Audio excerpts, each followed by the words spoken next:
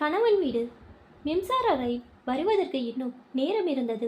ஜெயந்தி வெங்காயம் வாங்கிய பிளாஸ்டிக் பையுடன் நுங்கம்பாக்கம் ரயில் நிலையத்தில் நின்றிருந்தாள். சனிக்கிழமை மாலை என்பதால் அளவுக்கு அதிகமான கூட்டம். ஜெயந்திக்கு ஞாயிற்றுக்கிழமைகள் பிடிப்பதே இல்லை. அந்த ஒரு நாள் வராமல் அப்படியே தாவி திங்கட்கிழமை வந்து விடாதா என்று கூட நினைத்து இருக்கிறாள். ஏனோ ஞாயிற்றுக்கிழமை அவளுக்கு தண்டனை தினமாகவே இருக்கிறது. திருமணத்துக்கு முன்பு வரை அவள் ஞாயிற்றுக்கிழமைக்காக ஏங்கியவள். அலுவலகம் போக வேண்டிய அவசரம் இல்லை என்பதால் காலை 10 மணி வரை இழுத்து போத்தி கொண்டு உறங்கியிருக்கிறாள். யாரும் அவளை எழுப்பியதே இல்லை.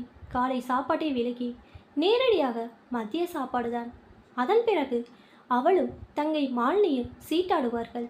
மாலினி தோற்க துவங்கினால் இடத்தை கலைத்து விடுவாள். 4 மணி அளவில் ஜெயந்தி மீண்டும் உறங்க துவங்குவாள். 5 மணிக்கு எழுந்து குளித்து அலங்காரம் செய்து கொண்டு அவளும் மாலினியும் சினிமாவுக்கோ அல்லது கோவிலுக்கோ செல்வார்கள். இரவு வீடு திரும்பும்போது மணி 9 ஆகி இருக்கும். மாலினி சாலையில் கதை பேசியபடியே நடந்து வருவாள். அவளுக்கு பயமே இல்லை. அம்மா ஞாயிற்றுக்கிழமை இரவுக்கு என்றே விசேஷமான உணவை தயாரித்து வைத்திருப்பாள். சாப்பிட்டுவிட்டு அருகருகே படுக்கையை போட்டு ரேடியோவில் பாட்டு கேட்டுக்கொண்டே அவளும் மாலினியும் கண் அயரும் வரை பேசிக்கொண்டே இருப்பார்கள். அந்த ஞாயிற்றுக்கிழமை யாவும் அவளது திருமணத்துக்கு பிறகு மாயமாக மறைந்துவிட்டன. அருண் ஞாயிற்றுக்கிழமைகளில் வெளியே போக விரும்புவதே இல்லை. அது ஓய்வு நாள். ஆகவே முழுவதும் வீட்டிலே இருக்க வேண்டும் என்பான். அவளுக்கும் இப்போதெல்லாம் வெளியே போய் வர இஷ்டம் இல்லை. ஆனால் இவை எல்லாற்றை விடவும் ஞாயிற்றுக்கிழமையை அவள் வெறுப்பதற்கு முக்கியமான காரணம் ஒன்று இருந்தது. அது சாப்பாடு. அருண் வீட்டில் ஞாயிற்றுக்கிழமை காலை 8 மணிக்கே அவனது அம்மா ஆட்டுக்கறி வாங்கி வந்து விடுவாள். தலைக்கறி, ரத்தம், ஆட்டு ஈரல், கொத்துக்கறி, ஆட்டுக்கால் சூப் என்று காலை டிஃபனுக்கு அசைவம் தயாராகிவிடும்.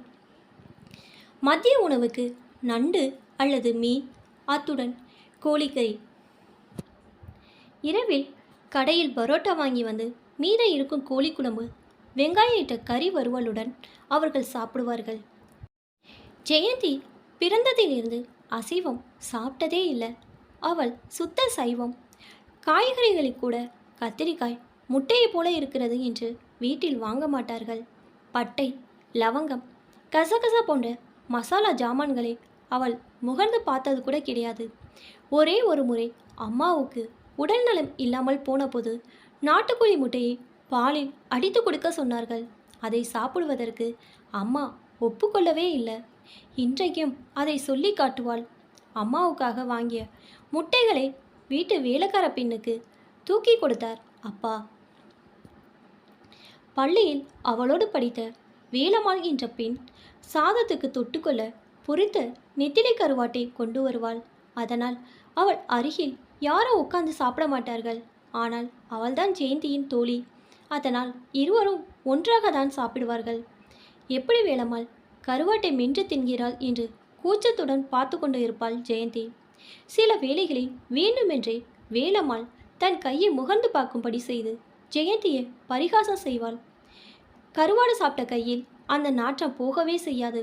அருணை காதலிக்க துவங்கிய போது அருண் என்ன சாப்பிடுவான் என்று ஜெயது கேட்டுக்கொள்ளவில்லை. அவர்கள் காதலிக்கும் நாட்களில் பலமுறை ஐஸ்கிரீம் சாப்பிட்டு இருக்கிறார்கள். சில வேளைகளில் காஃபி, டிஃபன் சாப்பிட்டு இருக்கிறார்கள். ஆனால் அருண் தினமும் அசைவம் சாப்பிடக்கூடியவன் என்பது அவளுக்கு தெரியவே தெரியாது. ஒரே ஒரு முறை பேக்கரியில் அருண் சிக்கன் ரோல் வாங்கி வந்தபோது ஜெயந்தி தயக்கத்துடன், நான் அதெல்லாம் சாப்பிட மாட்டேன், சைவம் என்று சொன்னான். அருண் 2 சிக்கன் ரோலையும் சாப்பிட்டபடியே, நீங்கள் ஐயரா என்று கேட்டான். இல்லை, ஆனால் எங்கள் வீட்டில் யாரும் அசைவம் சாப்பிடுவது இல்லை என்று சொன்னாள் ஜெயந்தி. அதனால் என்ன, உனக்கு பிடிக்காட்டி நீ சாப்பிட வேண்டாம் என்றான் அருண். சாப்பாடு அவரவர் பழக்கம், அதில் என்ன பேதம் இருக்கிறது என்றுதான் ஜெயந்தியும் அன்று யோசித்தாள். ஆனால் இந்த 2 வருடங்களில் ஏன் அன்று சாப்பாட்டை சிறிய விஷயமாக நினைத்தோம் என்று தன் மீதே கோபப்பட்டு கொண்டு இருக்கிறாள். அருணுக்காக அவள் எவ்வளவோ விட்டு கொடுத்திருக்கிறாள். அருண் வீட்டில் காலையில் யாரும் காஃபி கொடுப்பது இல்லை, டீ தான். கல்யாணமான சில நாட்களில் அவள் ஃபில்டர் காஃபி குடித்தே ஆக வேண்டும் என்று பிடிவாதமாக இருந்தாள். அருண் இதற்காக ஒரு காஃபி ஃபில்டரை வாங்கி தந்தான். ஆனால் அந்த காஃபி அம்மா தரும் காஃபி போல் இல்லை என்று அவளுக்கு எரிச்சலாக இருந்தது. அதோடு அவள் காஃபி குடிப்பதை ஒரு குற்றமாகவே சொல்லிக்கட்ட ஆரம்பித்தார்கள். 2 வாரங்களில் ஜெயந்தி டீ குடிக்க பழகிவிட்டாள். ஜெயந்தி வீட்டில் இட்லிக்கு தொட்டுக்கொள்ள மிளகாய் பொடி கட்டாயம் இருக்கும். அது அருண் வீட்டில் கிடையாது. கேட்டால் கேலி செய்வார்கள். அருண் வீட்டில் சாதம் வேகும்போது உப்பு போட்டு விடுகிறார்கள். ஜெயந்தி வீட்டில் ஒருபோதும் உப்பிட்டு சாதம் சமைப்பது இல்லை. ஜெயந்தி அம்மா தக்காளியை மிக அழகான வட்டமாக வெட்டிதான் சமைக்க பயன்படுத்துவாள். ஆனால் அருண் வீட்டில் அதை கையால் நசுக்கி பிழிந்து விடுகிறார்கள். அருண் வீட்டில் ஒரே டம்ளரில் 4 பேரும் தண்ணீர் குடிக்கிறார்கள். ஜெயந்தி வீட்டில் அப்படி யாரும் செய்வதில்லை. ஜெயந்தி வீட்டில் சாப்பிடும்போது பேசிக்கொண்டோ புத்தகம் படித்து கொண்டே தான் சாப்பிடுவார்கள். ஆனால் அருண் வீட்டில் சாப்பிடும்போது பேசினால் பிடிக்காது. ஜெயந்தி இப்படி கொஞ்சம் கொஞ்சமாக எவ்வளவோ விட்டு கொடுத்து தன்னை மாற்றிக்கொண்டு தான் இருக்கிறாள். ஆனால் ஞாயிற்றுக்கிழமைகளில் அசைவத்துக்கு பயந்து தான் மட்டும் பட்னி கிடைக்க அவளால் முடியவில்லை. அருண் குடும்பத்தில் அனைவரும் விரும்பி அசைவம் சாப்பிடுகிறார்கள். மீதமான மீன் துண்டுகளையும் சப்பி போட்ட மீன் முள்ளையும் தின்பதற்காகவே வீட்டில் 3 பூனைகள் வளர்க்கிறார்கள் என்றால் பார்த்து கொள்ளுங்கள். ஆனால் ஜெயந்தி மட்டுமே சைவம் என்பதால் அவளுக்காக தனி சமையல் செய்வது அவர்களுக்கு பிடிப்பதே இல்லை. அவள் வேண்டுமானால் தனியாக எதையாவது செய்து சாப்பிட்டு கொள்ளலாம் என்று அருண் சொன்னான். ஆரம்ப நாட்களில் அதற்காக அவள் தனி சமையல் ஜாமான்களை தட்டு டம்ளர் கரண்டி எல்லாம் வாங்கி வைத்திருந்தாள். கீரை காய்கறிகளை வேக வைத்து சாப்பிடுவாள். ஆனால் அது வினோதமாக இருந்தது. தான் ஏதோ முக அறியாத ஒரு வீட்டில் தங்கியிருப்பதை போன்ற உணர்வை ஏற்படுத்தியது. அத்துடன் ஒரு ஆளுக்காக சமைத்து சாப்பிடுவது அவளுக்கே பிடிக்கவில்லை. பெரும்பான்மை ஞாயிற்றுக்கிழமைகள் 2 வேளைகளும் ரொட்டி துண்டையும் ஊறுகாயும் வைத்து ஓட்டி விடுவாள். இரவு கடையில் பரோட்டா வாங்கி வரும்போது அவளுக்காக 3 இட்லி வாங்கி வருவான் அருண். அதை சீனி வைத்து சாப்பிட்டு நாளை கடத்து விடுவாள். அதனால் தானோ என்னவோ அவளுக்கு ஞாயிற்றுக்கிழமை என்றாலே ஆத்திரமாக வருகிறது. அருண் வீட்டில் அவளை யாரும் அசைவம் சமைக்க சொல்வதோ சாப்பிட சொல்லி கட்டாயப்படுத்துவதோ இல்லை. ஆனால் அருண் மசாலாவை அம்மியில் அரைத்துதான் குழம்பு வைக்க வேண்டும் என்பதில் கராராக இருப்பவன். ஆகவே காலையில் எழுந்து அம்மியில் மல்லி கசகசா பட்டை சோம்பு தேங்காய் என்று பெரிய கவனம் அளவுக்கு மசாலா அரைக்க வேண்டும். அந்த வாசனை அவள் குடலை புரட்டும். ஆனால் அவள் அதை செய்ய மாட்டேன் என்று மறுக்க முடியாது. அதை முடிந்தவுடன் 1/2 கிலோ வெங்காயம் உரிக்க வேண்டும். 1/4 கிலோ வெள்ளை பூண்டு உரிக்க வேண்டும். இதன் ஈடாக பெரிய அலுமினிய கிண்ணத்தில் நீண்ட ஆட்டுக்குடலை அருண் அம்மா கழுவுவதை பார்ப்பதே அவளுக்கு தலை சுற்றலை உண்டாக்கிவிடும். மதிய வரை சமையலறையில் 3 பெண்கள் பரபரப்பாக வேலை செய்து கொண்டு இருப்பார்கள். அருண் டிவி பார்த்தபடி ஆட்டுக்கால் சூப் குடித்து கொண்டிருப்பான். அவனது அப்பா சமையலறைக்குள்ளாக ஸ்டூலை போட்டு உட்கார்ந்து கொண்டு கறி வேகும்போதே கொஞ்சம் கொஞ்சமாக கரண்டியில் எடுத்து தின்று பார்த்தபடியே இருப்பார். தங்கை சாதத்தில் கறியை போட்டு புரட்டி சாப்பிடுவாள். ஜெயந்தியால் அந்த காட்சிகளை தாங்கிக் கொள்ள முடியவில்லை. அவள் நிறைய நேரம் கழிப்பறைக்குள் போய் கதவை மூடிக்கொண்டு நின்றபடியே இருப்பாள். தாங்க முடியாத சில வேளைகளில் அருணிடம் தன் அம்மா வீட்டுக்கு போய் வரட்டுமா என்று கேட்டிருக்கிறாள். ஆரம்ப நாட்களில் அதை அனுமதித்த அருண் பிறகு அப்படி போய் வருவது தனக்கு பிடிக்கவில்லை என்று நிறுத்தி கொள்ள சொல்லிவிட்டான். திருமணமான 3ஆம் நாள் அவர்கள் இருவரையும் அருணின் சித்தப்பா மதிய விருந்துக்கு அழைத்திருந்தார். அதுவும் ஒரு ஞாயிற்றுக்கிழமையே. அருணும் அவளும் பைக்கில் மேடவாக்கத்துக்கு மதியம் 12 மணி அளவில் போய் சேர்ந்தார்கள். புதிதாக கட்டிய வீடு என்பதால் அதை பற்றி பெருமையாக சொல்லி கொண்டிருந்தார் அருணின் சித்தப்பா. அவளுக்கு யாரோடு என்ன பேசுவதென்று தெரியவில்லை. அவர்களில் எவர் பேரும் அவளுக்கு தெரியவில்லை. வீட்டில் இருந்த பெண்கள் சமையலறையில் ஏதோ வேலையாக இருந்தார்கள். ஜெயந்தி டிவி ஸ்டாண்டில் கிடந்த பெண்கள் பத்திரிகை ஒன்றை எடுத்து படம் பார்த்து கொண்டு இருந்தாள். 2 மணிக்கு சாப்பிட உட்கார்ந்தார்கள். நிறைய சாதம் போட்டு குழம்பு கறியுமாக அள்ளி போட்டால் ஒரு பெண். ஜெயந்தி தான் சைவம் என்று சொல்வதற்கு முன்பாக இலையில் நிறைய மீனும் கறியும் நிரம்பிவிட்டது. வழிந்தோடு குழம்பும் என்ன மின்னும் கறி துண்டுகளும் அவளுக்கு குமட்டலை உருவாக்கின. அவள் இலையை வெறித்து பார்த்தபடியே இருந்தாள். அருண் தயக்கத்தோடு அவள் கறி சாப்பிட மாட்டாள் என்று சொன்னான். சித்தி பொய்யான வருத்தத்துடன், ஐயோ நான் வேற ஒன்றும் செய்யலையே, ரசம் மோறு மட்டும்தான் இருக்கு, அப்பளம் வேணும்னா பொரிக்கட்டுமா என்று அருணிடம் கேட்டாள். பரவாயில்ல என்று சொல்லிய அருண், சும்மா சாப்பிட்டு பாரு, பிடிக்காட்டி வச்சிடேன்னு கடுக்கடுத்த குரலில் ஜெயந்தியிடம் சொன்னான். என்ன செய்வது என்று தெரியாமல் இலையை பார்த்தபடி இருந்தால் சாப்பிடாம எந்திரிச்சா அவங்கள அவமானப்படுத்தின மாதிரி ஆகிரும். வெறும் சோற்றமத்தாவது 4 வாய் சாப்பிடு என்றான் அருண். வேறு வழி இல்லாமல் வெறும் சோறாக உருட்டி அவள் 2 வாய் சாப்பிட்டாள். அவளையும் மீறி குமட்டி கொண்டு வந்தது. எழுந்து ஓடி வாஷ் பேசனில் வாந்தி எடுத்தாள். ஒரு பெண் எலுமிச்சம்பழம் தந்து முகந்து கொள்ள சொன்னாள். அதுவும் பொரித்த மீனுக்கு சுவையூட்ட வாங்கியது என்பதால் முகந்து பார்க்கவே தயக்கமாக இருந்தது. ஜெயந்தி தலையை பிடித்தபடியே பின்வாசலில் உட்கார்ந்து கொண்டாள். அருண் நிதானமாக சாப்பிட்டு முடித்து வெற்றிலை போட்டு கொண்டு இருந்தான். நாளைக்கு நீ தனியாக வீடு பார்த்து போனா கறிக்கு ஏங்கி போயிருப்ப அருண். உன் பொண்டாட்டி தான் கவுச்சி சாப்பிட மாட்டாங்களே என்று கேலி செய்து கொண்டிருந்தார்கள். அதுக்கு என்ன சித்தி, நான் தான் சமைப்பேனே என்று அருண் சொன்னான். அது உண்மைதான்.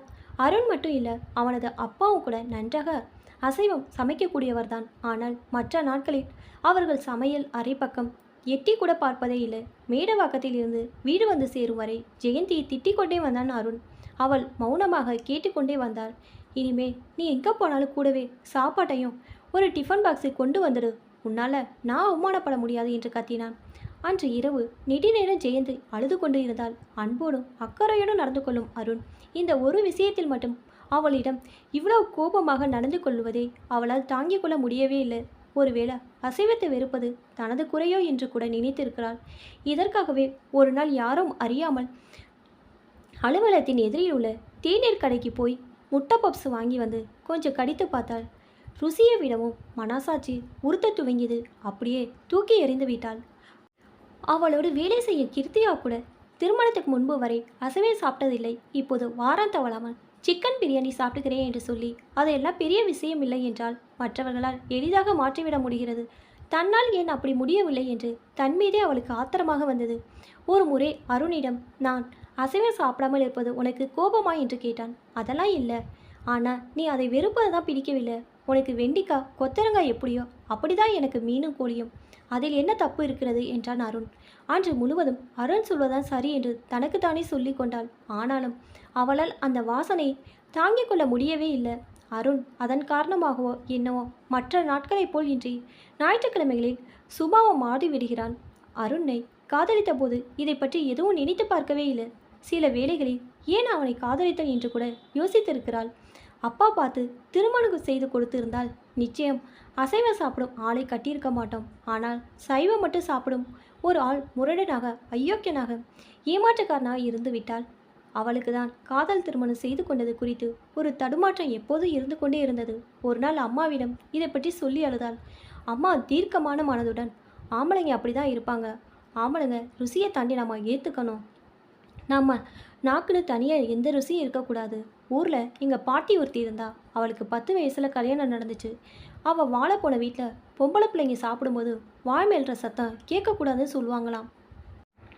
அதனால் பாட்டி எல்லாத்தையும் கோழி போல முழுங்க பழகிட்டா. அவள் புருஷன் 13 வயசில் சேர்த்துட்டார். பாட்டி 80 வயசு வரைக்கும் இருந்தா. ஆனால் ஒரு நாள் கூட சாப்பாட்டை மென்று ருசித்து சாப்பிட்டதே இல்லை.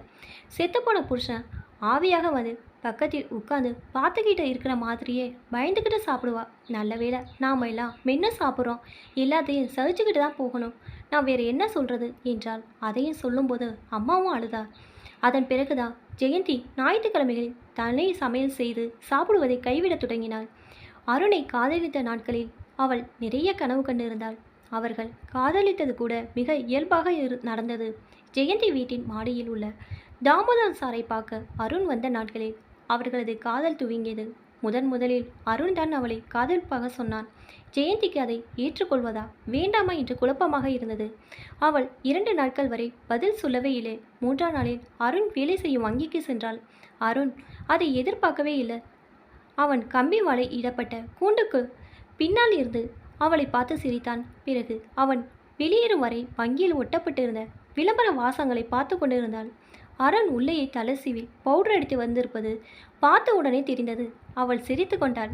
அருண் மெல்லிய குரலில், இன்னைக்கு காலையில் உன்னை ரயிலில் பார்க்கவே இல்லை, நீ வரலையோன்னு நினச்சேன் என்றான். அவள் பதில் சொல்லாமல் நாம் எங்கே போகலாம் என்று கேட்டாள். அருண் ஒரு நிமிடம் யோசித்துவிட்டு, பக்கத்தில் ஒரு ஜூஸ் கடை இருக்குது என்று சொன்னான். ஜெயந்தி தலையாட்டினாள். இருவரும் நடந்து சாலை ஓரம் உள்ள ஒரு ஜூஸ் கடையின் முன்னால் போய் நின்று கொண்டார்கள். அருண் உரிமையோடு அவள் கையை பிடித்து கொண்டு தேங்க்ஸ் என்று சொன்னான். அவள் தன் மனதில் இருப்பதை இன்னமும் சொல்லவே இல்லை. ஆனால் எதற்காக தேங்க்ஸ் சொல்கிறான் என்பது போல் பார்த்தாள். அருண் அவளுக்கு ஒரு சப்போட்டா ஜூஸ் வாங்கினான். அவளுக்கு சப்போட்டா பழங்களை பிடிக்காது. வீட்டில் அப்பா வாங்கி வந்தால் தொட்டு கூட பார்க்க மாட்டாள். ஆனால் அருண் வாங்கி தந்தான் என்பதற்காக அதை உதட்டில் வைத்து கொஞ்சமாக உறிஞ்சிவிட்டு ரொம்ப சில்லுன்னு இருக்கு என்று நடிக்க துவங்கினாள். அருண் தன்னுடைய வேலை பதவி உயர்வு மற்றும் அவன் சேமிப்பு பற்றி பேச ஆரம்பித்தான். சாலையில் போகிற வருகிறவர்கள் தங்களை கவனிக்கிறார்களோ என்று ஜெயந்திக்கு குழப்பமாக இருந்தது. அடிக்கடி சாலையை வெறித்து பார்த்து கொண்டாள். அருண் மட்டுமே பேசிக்கொண்டிருந்தான். இடையே ஜெயந்தி சிரித்து கொண்டாள். உள்ளூர் அவளுக்கு நடுக்கமாக இருந்தது. பிறகு தனக்கு வங்கியில் வேலை இருக்கிறது என்று சொல்லி அவளை பேருந்தில் ஏற்றி அனுப்பிவிட்டு அனு புறப்பட்டு சென்றான். தனியே பேருந்தில் வரும்போது தான் காதலிக்க துவங்கியிருக்கிறோம் என்பது ஜெயந்திக்கு பெருமிதமாக இருந்தது. வீடு வந்து சேருவரை கனவில் பீடிக்கப்பட்டவளைப் போலவே இருந்தாள். வீட்டில் அன்று அவளாக பழைய பாடல்களை பாடியபடியே அம்மாவுக்கு காய்கறி நறுக்க உதவி செய்தாள். உறக்க வருவரை அருண் பெயரை ஒரு நோட்டில் எழுதி கொண்டிருந்தாள். இது போன்ற சந்திப்புகள் அதன் பிறகு வாரம் 3 நாட்கள் நடந்தன. அப்போதான் முதன்முறையாக சுவாக உணவகத்தை அவளுக்கு அறிமுகம் செய்து வைத்தான் அருண். மரங்கள் அடர்ந்த உணவகம் அது. மைசூரில் இருந்து வந்த அப்பாராவ் அதை 80 வருடங்களுக்கு முன்பு துவங்கியிருக்கிறார். ஒரு காலத்தில் அங்கே சினிமா நடிகர் கூட சாப்பிட வருவார்கள் என்று அருண் சொன்னாள். ஆனால் அவள் வர துவங்கிய பிறகு ஒரு நாள் கூட 4-5 பேர்களுக்கு மேல் அங்கே பார்த்ததே இல்லை. ஒரு வருடம் அருண் அவனும் காதலித்தார்கள். அந்த நாட்களில் அவள் வீட்டில் சமைத்த உணவை அருண் ருசித்து பாராட்டியிருக்கிறான். அவளது பிறந்த நாட்களாக 10,000 ரூபாய்க்கு கடிகாரம் வாங்கி தந்திருக்கிறான். அருண் மீது அப்போது இருந்த வசீகரம் திருமணமான 6 மாதங்களில் முற்றாக வடிந்து போனது. இப்போது அவள் என்ன நேரத்தில் புடவை கட்டி கொள்கிறாள், என்ன சாப்பிட்றா, என்ன மாத்திரைகள் சாப்பிட்றா என்று எதையும் அருண் கண்டுகொள்வதே இல்லை. அவனை பொறுத்தவரை காலை ரயில் நிலையத்தில் அவளை கொண்டு போய் விடுவதோடு வேலை முடிந்துவிட்டது. இரவு வீடு திரும்ப தாமதமானால் சில வேளைகளில் ரயில் நிலையத்துக்கு வந்து நிற்பான். அலுவலகத்தில் வேலை செய்து கொண்டு இருக்கும்போது திடீரென இந்த யோசனை பீரிட துவங்கியதும் அவள் அதை பற்றியே நினைத்து கொண்டிருப்பாள். தன்னை மீறி அழுகை முட்டிக்கொண்டு வரும். நல்ல வேலை, சொந்த வீடு, வங்கி சேமிப்பு, அன்பான கணவன், அக்கறையான மாமனார் மாமியார், காதல் திருமணம் என்று எல்லாமும் நன்றாதானா இருக்கிறது. பின் ஏன் அழுகிறோம் என்று அவளாக தன்னை திட்டிக் கொள்வதும் உண்டு. ஆனாலும் சொல்லில் வெளிப்படுத்த முடியாத வருத்தம், வலி அவளை விட்டு போகவே இல்லை. நுங்கம்பாக்கம் ரயில் நிலையத்தில் அறிவிப்பு ஒலித்தது. ஜெயந்தி தன்னை சுற்றி நின்றபடியே காதலித்து கொண்டு இருந்த இளம் பெண்களை ஒரு முறை திரும்பி பார்த்து கொண்டாள். இவர்களில் எவள் தன்னை போல் அவதிப்படப் போகிறாள் என்று தெரியவில்லை. சாலையோரம் உள்ள டீ கடைகள், தள்ளுவண்டி உணவகங்கள், பேக்கரிகள், பேல்புரி விற்பவன் என்று எல்லா இடங்களிலும் ஆண்களாக நின்றபடியே கையில் சிற்றுண்டியை வாங்கி சாப்பிட்டபடி இருக்கிறார்கள். பொது இடத்தில் அப்படி சாப்பிடும் பெண்கள் எவரையும் ஜெயந்தி பார்க்கவே இல்லை. ஏன் ஆண்களுக்கு மட்டும்தான் வயிறு இருக்கிறதா? இல்லை அவர்களுக்கு மட்டும்தான் பசித்த போது தெருவில் நின்று சாப்பிட தெரியுமா? ஜெயந்தி இதை பற்றியும் நிறைய ஆதங்கப்பட்டு இருக்கிறாள். ரயில் வந்து நின்றது. கூட்டத்தை தள்ளிக்கொண்டு ஜெயந்தி ஏறிக்கொண்டாள். ரயிலின் உள்ளேயும் காதலர்கள் நிறைய, ஆண் பெண்கள் நிறைய காதலர்கள். அந்த பெண்கள் மீது அவளுக்கு வருத்தமாக இருந்தது. ரயிலை விட்டு இறங்கி சுரங்கப்பாதையின் வெளியே வந்தபோது அவள் விற்றுக்கொண்டு இருப்பவனை கண்ணில் பட்டான். நாளை காலை உணவுக்கு ஊற வைத்த அவள் சாப்பிட்டு ஒப்பேற்றி விடலாமே என்று தோன்றியது. பிறகு அப்படி ருசியாக சாப்பிட்டு என்ன ஆகப் போகிறது? எப்போதும் போல ரொட்டியும் ஊறுகாயும் போதும் என்றபடியே வீட்டை நோக்கி நடக்க ஆரம்பித்தாள். திருமுனையில் பூவிற்கும் பெண் அவளை கண்டதும் முல்லைப்பூவை நீட்டினாள். அது அருணுக்கு பிடிக்கும். அதற்காகவே வாங்கி தலையில் சூடிக்கொண்டு வீட்டை நோக்கி நடந்து போக துவங்கினாள். இப்போதான் அவளுக்கு வயது 26 ஆகிறது. இன்னும் எவ்வளவோ வருடங்கள் மீதம் இருக்கின்றன. எப்படி வாழப்போகிறான் என்ற நினைப்பு ஏனோ வீடு வரை கூடவே வந்து கொண்டிருந்தது.